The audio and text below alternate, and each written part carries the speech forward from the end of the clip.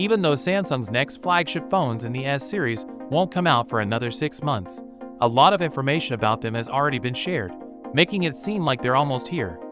The South Korean tech giant has had a great year, and with the S26 line, it hopes to have a similar year to start 2026.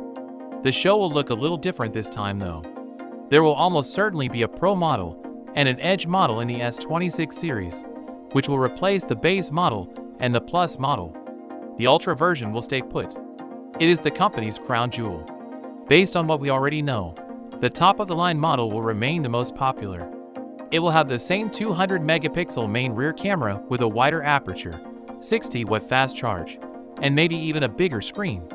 Today, a new leak from a trustworthy source shows that the next model will likely have a lot more RAM, which could make it possible to send data much faster. To give you an idea, Samsung released the fastest 10.7 GB per LPDDR5X RAM for mobile devices in April of last year. The South Korean tech giant said at the time that it would start making a lot of the RAM in the second half of the year. The Galaxy S25 Ultra that came after it has LPDDR5X RAM, but it only supports 8.5 GB per second, not 10.7 GB per second. Ice Universe, a reliable source in the business, said on X that this means the S26 Ultra could be the first Samsung phone with the new technology.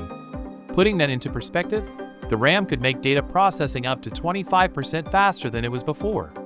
In other news, the Galaxy S26 is said to have the Snapdragon 8 Elite Gen 2 chipset, which will give it not only faster performance, but also better power efficiency, especially for AI jobs that run on the device. Are you excited about the new S26 line? Or are you waiting for this year's S25 series to go on sale? Finally, what are your thoughts about it? So without being said, let me know your thought in the comment below, and if you are new here, please subscribe. Peace out.